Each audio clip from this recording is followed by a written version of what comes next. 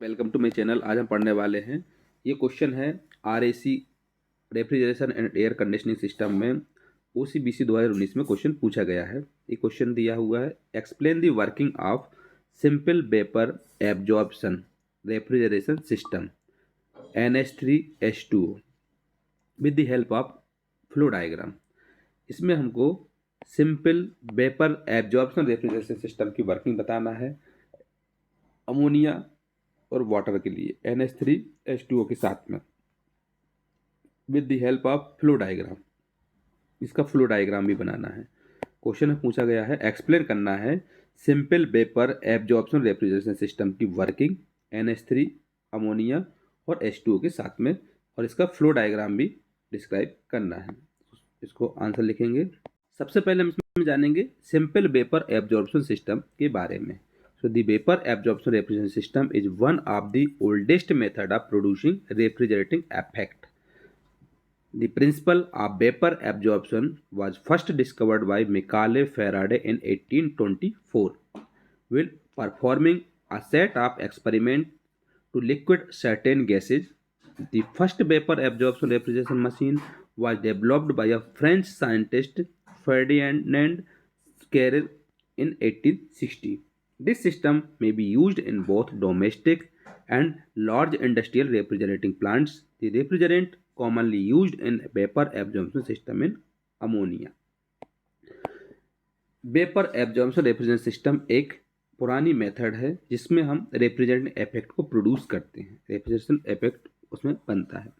इसका main principal जो दिया था वो मिकाले फेराडे ने 1824 में दिया था। इसमें परफॉर्म किया था इन्होंने एक सेट किया था एक्सपेरिमेंट में, जिसमें कुछ लिक्विफाइड गैसेज को के ऊपर से एक्सपेरिमेंट किया था।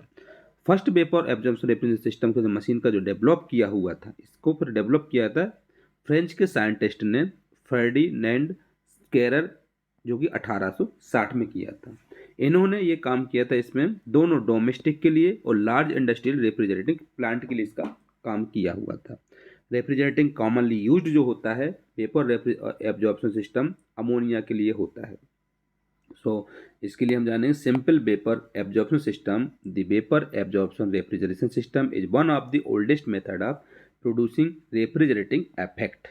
The principle of vapor absorption was first discovered by Macaulay Faraday in 1824 while performing a set of experiments to liquefy certain gases. The first vapor absorption refrigeration system was developed by a French scientist Ferdinand Scherrer in 1860.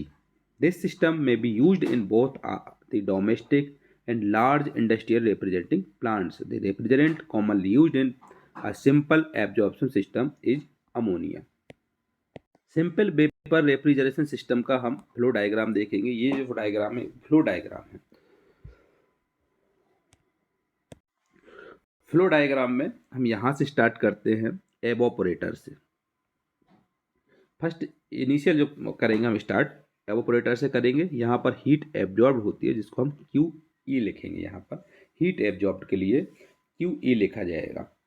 इसमें क्या होता है, इसके द्वारा low pressure ammonia vapour जो कि यहाँ से रिलीज होती है और यहाँ एब्जॉर्बर में जाती है। एब्जॉर्बर में क्या होता है, इसमें हीट रिजेक्टेड होती है। हीट जो होती है इसमें बनी हुई होती है वो हीट को रिजेक्ट कर देता है। और इसमें कूलिंग वाटर भी यूज होता है जिसके द्वारा ये उसको कूल कर देता है। और क्या करता है, इसमें स्ट्रॉन्ग सॉल्यूशन होकर के पंप के द्वारा आगे सर्कुलेट कर देता है हीट को, और आगे सर्कुलेट कर करके यहाँ पर जनरेटर में भेजता है। जनरेटर में क्या होता है, हीट सप्लाइड होती है गैस के साथ में स्टीम और हीटिंग कॉइल। इसमें हीटिंग कॉइल भी रहती है, तो इसमें क्या करता है, हीट सप्लाइड होती है। फिर ये क्या करते हैं, फिर ये वीक सॉल्यूशन होता है। वीक सॉल्यूशन के बाद यहाँ पर प्रेशर रिड्यूसिंग वाल्व होकर के फिर से इसमें एब्जॉर्बर में आती है, और इस टाइप से कंटिन्यू होने के बाद जनरेटर से फिर आगे जाता है हाई प्रेशर अमोनिया वेपर के द्वारा, और यहाँ पर कंडेंसर में जाता है। कंडेंसर में क्या होता है, कूलिंग वाटर होता है यहाँ पर, और इसमें हीट रिजेक्टेड भी होती है, और इसके द्वारा आगे जा कर के लिक्विड अमोनिया में कन्वर्ट होती है और ये रिसीवर में पहुँच जाती है। रिसीवर में पहुँचने के बाद फिर यहाँ से एक एक्सपांसन वाल्व होती है। एक्सपांसन वाल्व के द्वारा होते हुए फिर एवापोरेटर में आ जाती है। इस टाइप से प्रोसेस होती है सिंपल वेपर एब्जॉर्प्शन सिस्टम। इसमें यही से प्रोसेस होती है। एवोपोरेटर में हीट एब्जॉर्ब होती है। इसके बाद यहाँ से लो प्रेशर अमोनिया वेपर से यहाँ से रिलीज होती है और यहाँ पर जाती है एब्जॉर्बर में। एब्जॉर्बर में हीट रिजेक्ट होती है और यहाँ पर कूलिंग वाटर भी होता है इसके द्वारा। एब्जॉर्बर में लगा होता है, इससे हीट एब्जॉर्ब में हीट रिजेक्ट हो जाती है और इसमें स्ट्रॉन्ग सॉल्यूशन होकर के यहाँ पर पंप लगा होता है, पंप के द्वारा आगे सर्कुलेट कर देता है जो कि जनरेटर में पहुँचा देता है।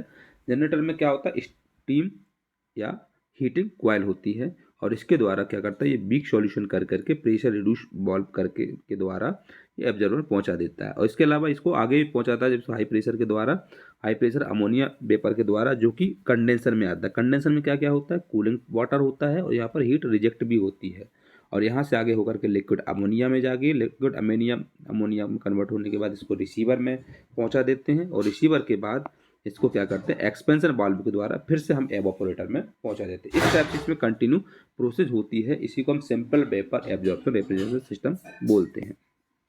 Simple vapour absorption refrigeration system की इसमें वर्किंग बताया गया है। The simple vapour absorption system is shown in figure consist of an absorber, a pump, a generator, a pressure reducing valve to replace the compressor of vapor compression system.